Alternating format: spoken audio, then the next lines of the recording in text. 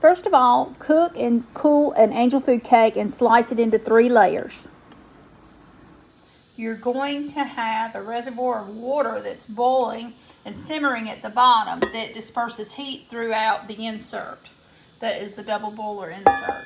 Okay, and this is what we're going to cook our filling in. And yeah, so it sits, you can tell there is space. It's not all the way at the bottom. So this is what we're going to cook our filling in for the stuffed angel food cake.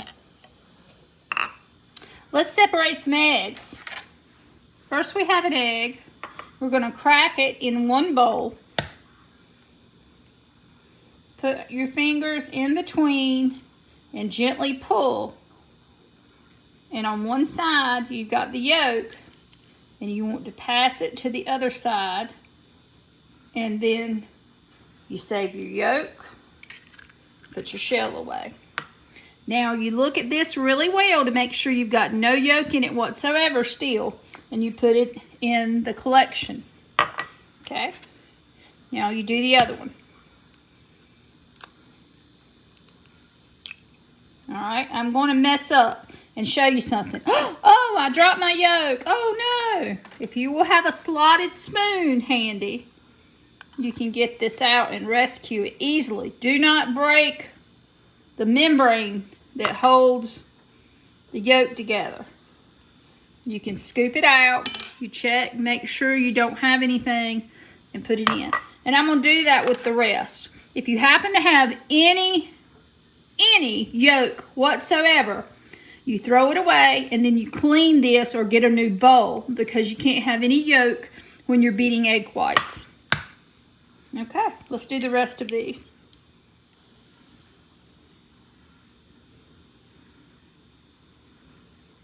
Okay, I've got the water in the pot. I'm going to put my double boiler there.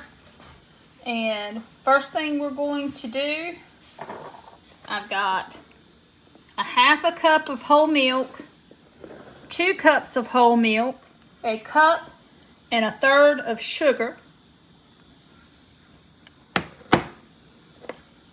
6 tablespoons of flour,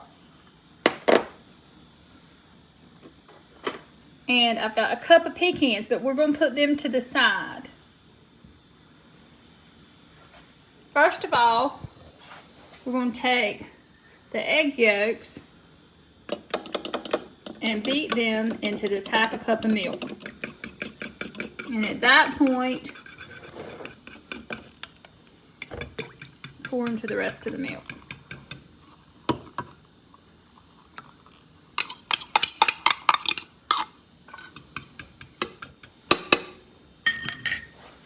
Okay, let's go back over here. The heat is not on yet. Let's combine the sugar and the all-purpose flour into the top of the double boiler without the heat.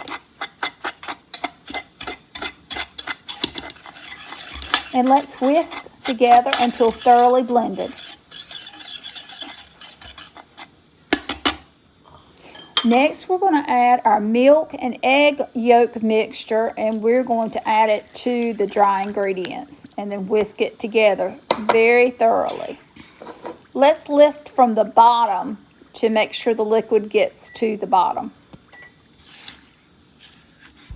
And go ahead and turn your heat on high so that this can start warming up.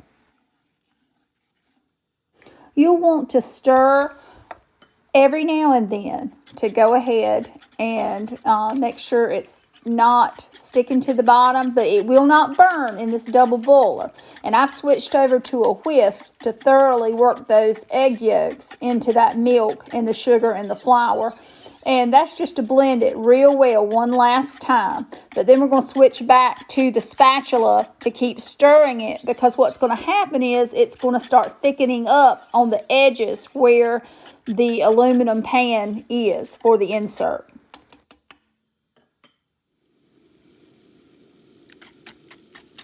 Now, when you know your water has started to boil, cut the heat down from high, cut it on down to about a level 2 or a 3. We want to maintain a simmer, but and you can see there's some steam rising. Now, if you're using a different kind of bowl, like an aluminum bowl or a glass bowl that does not have a protective handle, you may want to hold your bowl with a towel or some type of,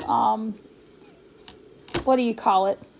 A heat protective glove or a pot holder to keep your hand from burning. You be careful because steam hurts when it boils. I mean, it really gets hot.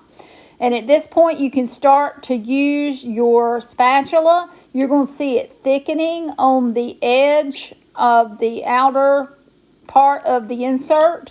And you just mix it together and it's going to start thickening up. And this takes a good little while, probably 10 to 15 minutes. And you don't have to constantly stir, but you'll want to stir to keep, the thickener and mix it in with the thinner. And that's how the whole thing thickens. And we're going to alternate using this and the whisk.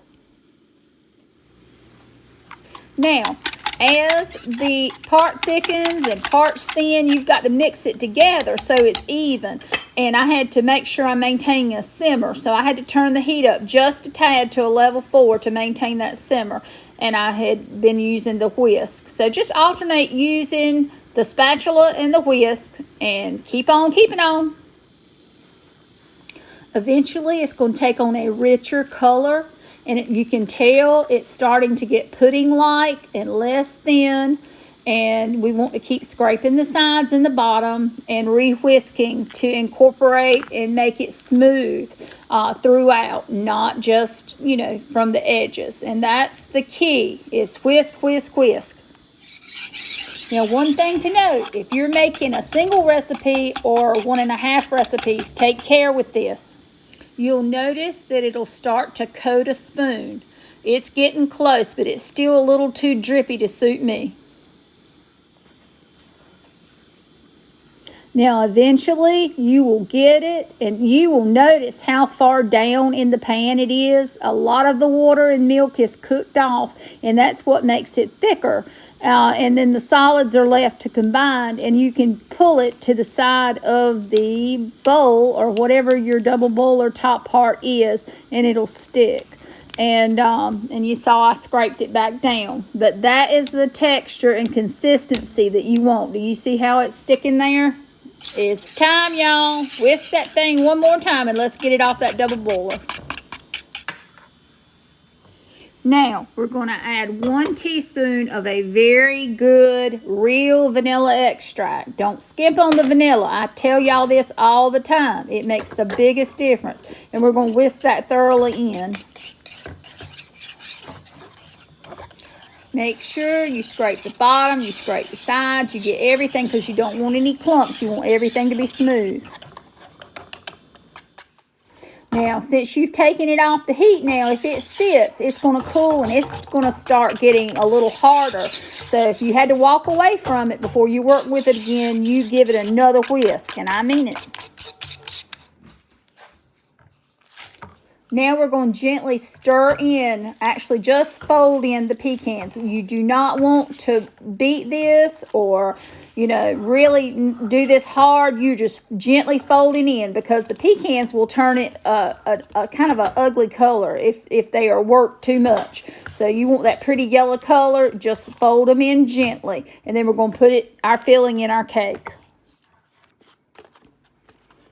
Okay, you want to position the angel food cake just like it was sitting, and you remove the top 2 layers, and on the bottom one you're going to evenly distribute half of the filling and just keep adding it along there. And once you've gotten half of the filling on, take an offset spatula or a knife, whatever you spread with, and evenly distribute it, trying not to go over the sides or in the middle, okay? You're trying to make it even to the edges, but not going over, okay? And I clean it up and angle it to go back inside so that it will be even. Now let's add the middle layer. We're just going to repeat and do the same thing with the other half of the filling. Here we go. Continue to spread it around and clean it up in the middle with the angle like that. Go around the outside and the inside. And for this particular stuffed angel food cake, now there's two versions where we live. One is just like this, and you cover it in 7-minute icing. And the other version is you actually cook a batch and a half of this recipe. So you'd make a batch and a half, and I'll include the measurements in the description for doing more than this single recipe of it. And at that point, you would cover the entire cake, but we're not doing that this time. We're going to make some 7-minute icing and cover it. And this is what it looks like to the side, okay? And let's get to making that 7-minute icing. And you can pull up my video for 7-minute icing. I already have it in my channel list. So look up my videos and get that made, and let's put it on. Let's put it on. Oh, yeah, baby. Here's the 7-minute icing, and I'm gingerly just kind of smoothing it around because it's just like marshmallow icing. It is marshmallow icing, but look at that beautiful white cake. And you slice it, and it's absolutely out of this world delicious.